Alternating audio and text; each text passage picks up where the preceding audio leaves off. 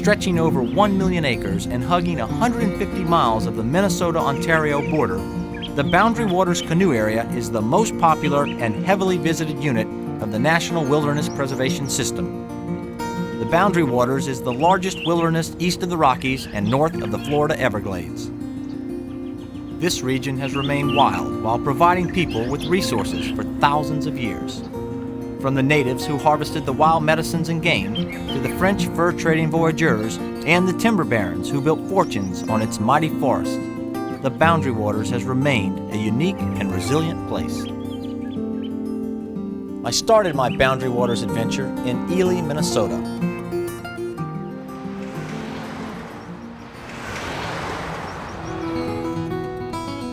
My first stop was Paragus Northwoods Company, where I met Carl Jacobs and Steve Durst. We loaded our gear and headed into the Minnesota wilderness for a fly fishing trip of a lifetime. Escaping to the remote reaches of the Boundary Waters requires a little work. Make that a lot of work.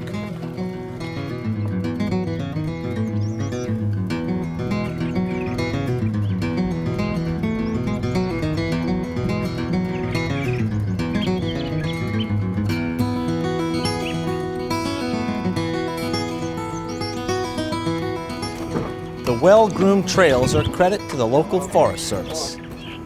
But unfortunately, well-groomed doesn't make them any shorter. Remote was an understatement for where we were going. So whatever we needed had to be brought in, and whatever went in had to come out. Whoa, this is beautiful. Our day-long 8-mile portage and paddle brought us to Cummings Lake.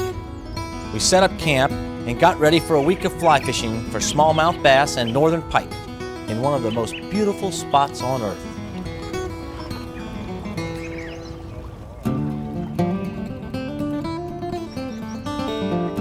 My first few days in the Boundary Waters were spent with Carl Jacobs, paddling the edges of the lake in search of smallmouth bass. It seemed like the fish were everywhere.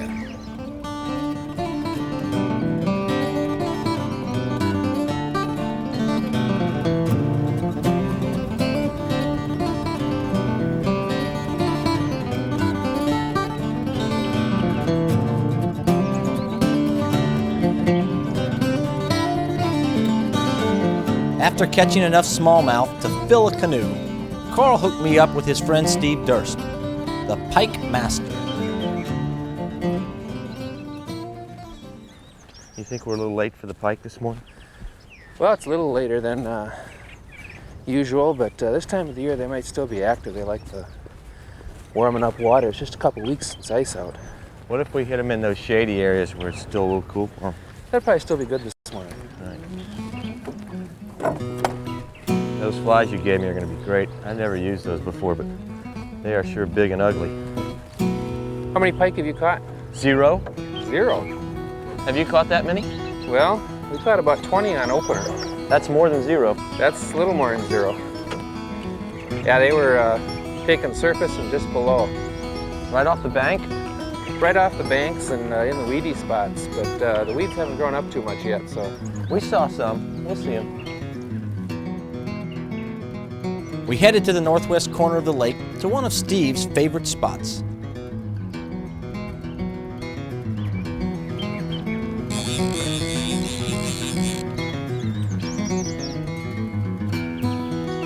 Lethargic. Whoop. Now you said I just stick my thumb right in his mouth? That's right. Golly, I want to tell you, these things look so much. Right behind the gill plate. Ow! This is going to be an exercise in futility, I'm afraid. Nope, nope, nope, we got you today. That's one ugly looking thing, isn't it? Yeah. He's been hit by a bigger one on the side. Yeah. They don't get along very well, huh? Something bigger tried to get him. Look at that. Didn't try to get him stuck in. Stuck him good, huh? Jeez. Great hookup. Beauty right there, lip top. Great. Good job, Coach. Hey. Did it How much to 'em. bigger can we find them in here? Oh, twice that size. Somebody's been after I me. think something's been chasing this guy. Yeah, the bigger ones. Gotta be more where that came from. Gotta be.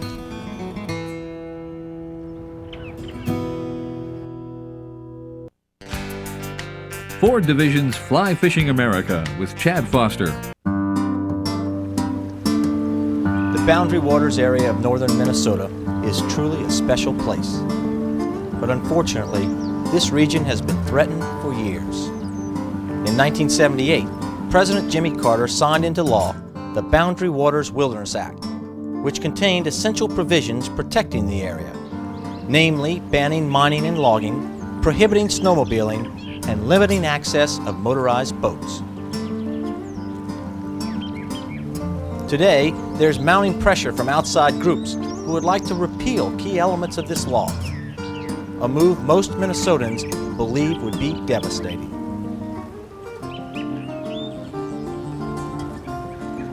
Whoa, buddy. Get out of those rocks, would you?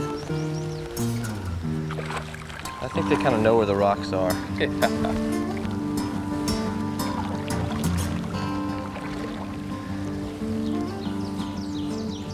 Alright. Well, he's a little bigger than the last one, but he still isn't a pike. It's a good sign. It's getting better. He hit that pretty hard. Yeah, he did. Slam old it. A mouthful of feathers.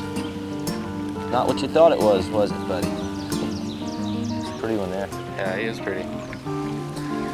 It's not what we want, but we'll take it. Smallmouth heaven. The early summer weather was perfect, and as the day warmed up, so did the fishing. It's a good fish. I'll bring us around, Get out of those rocks there, buddy. I'll tell you. There we go. He stuck that one. Get out of those rocks. And under the boat. Here he comes, here he goes. I like Nice, this one. smallie. A biggie smallie. Oh, God. That's a nice fish.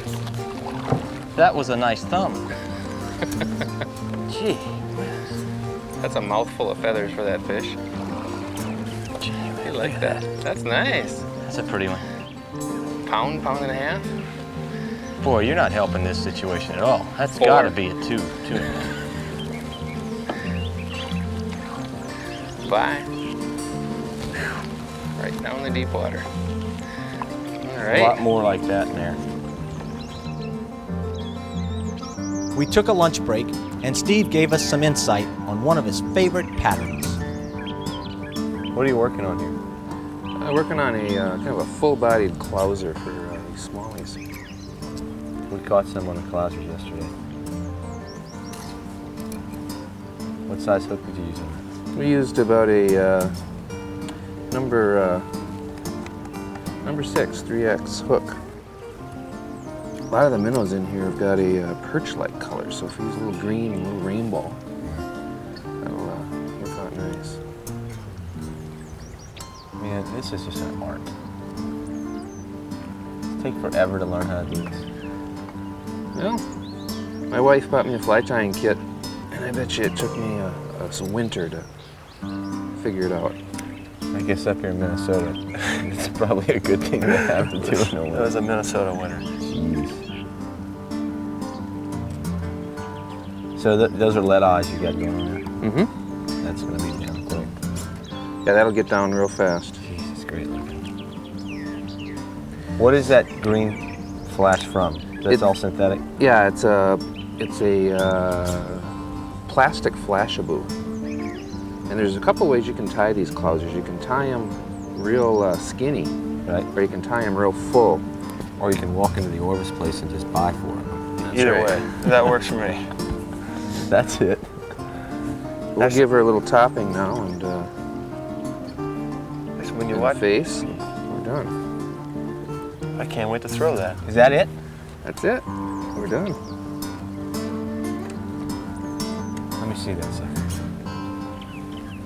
All right, there you go. There's an $8 cut. Now, if you can Okay. keep going. You can make 12 more of these. We could go ahead and go. That's a beaut. Yeah, and then There's a nice one. That's a good. These bass seemed more than willing to eat whatever we were serving. I woke up in the morning to a symphony of wildlife sounds and a misty fog hovering just above the water. As we headed out in the canoe, I could only hope that today would be as productive as yesterday. Steve moved us into perfect position next to the bank. Oh, what do you got? He's fast.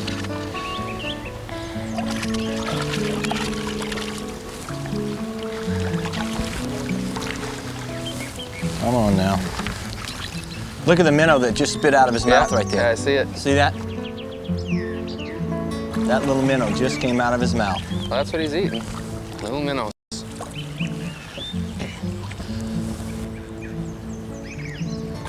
Talk About about the same greedy. length of the clouser. He had a minnow in his mouth, and he went for the clouser.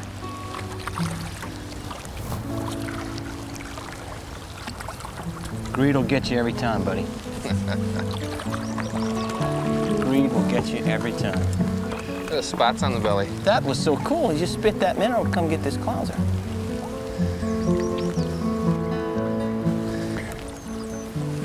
Bet he's got a belly full, huh? Yeah, it looks full. Go back and get some more minnows. Even when Steve thought we were in great pike water, the smallmouth seemed to hit the fly first. This big flat rock? Yeah. Ah! Yes. Okay, that's gonna get me into rocks here. I went by it one time.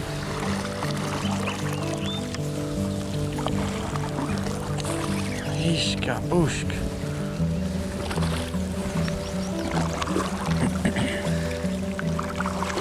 There you are.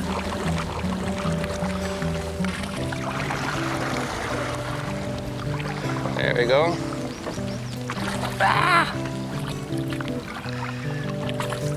Oh man, I have no thumb left. I have no thumb left. I try to do this so gracefully. Nice, Mr. Small. Just tried. He's trying to tell you no, he's full. I just tried. Came by it once. Said nope. Came back. It wasn't easy to get to, but it was worth every minute of paddling and portaging. Cummings Lake and the Boundary Waters will go on the A-list in my journal of fly fishing destinations.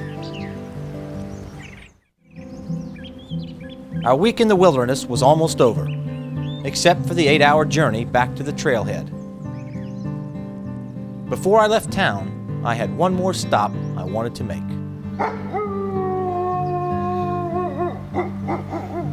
The howl of the wolf sends shivers of fascination and fear through anyone who happens to share in the experience.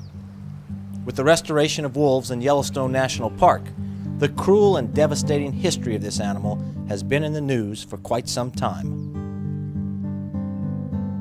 For more than 5 decades, timber wolf research has been conducted in northern Minnesota, and the results have been used to inform the world on the fate of this dwindling species. The International Wolf Center opened its doors in 1993, enabling visitors to witness one of nature's most intriguing animals up close. My tour of the International Wolf Center gave me an opportunity to witness the pack of wolves that lives on the grounds. Lori Schmidt is the curator and resident expert on wolves. I couldn't believe my eyes when I saw her inside the fence with 4 wolves following her every move. I decided to move in for a closer look. I also decided to stay on the safe side of the fence. Lori, do all these wolves have names? Yes, they do. They don't respond to their names, but we give them names to satisfy people. Who's that you have there? This is Lakota. She's a female, and she's the second-ranking female in an order of 3 females and 1 male. What does that mean, second ranking? Well, wolves have a social order that says they have a dominant pair called the alpha, male and female, and she's the second in the order. Why do I get the feeling that they're almost tame by the way you're treating them? Because these wolves have been socialized or bottle fed by people from the time they're very young to basically bond with people. So, but with you, they're okay. With me or someone else, not a good deal? No, if you're not bonded with them or part of what they perceive as part of their pack structure, they would treat you like an outsider. They wouldn't necessarily attack you as much as be afraid or leery of you, maybe even, test you a little bit. How does one get so much wolf wisdom as you have? Well, I started raising wolves in 1986 for a film project and used to be the curator here for the Wolf Center. And hands-on, I guess most of my knowledge came from the wolves themselves. I've been, hands-on with animals for 10 years. Every wolf taught me something different. You get bit by one, you learn something fast. Can you call those wolves to you? Will they come to you? Yeah, let me back off. Is that okay if I back off a little bit so that they're not intimidated by you? And Oh yeah, over? I'm probably not doing them much good here. Well, no, it's not a problem. It's just that they're not familiar with you, and they're So not watchdogs. They're not like aggressive dogs. Right. Wolves are very timid, shy towards strange things. Yeah. Okay, one of the things I thought I'd try is what's called a pack rally. For myself as a fellow pack member to howl, sometimes I can get them to rally around me. In a pack rally, you might experience wolves dominating each other a little bit, growling a little bit at each other. It's natural to show whose status is higher ranking. So I'm going to give it a try. It's a little warm today, so we'll see who's wants to get up and see me.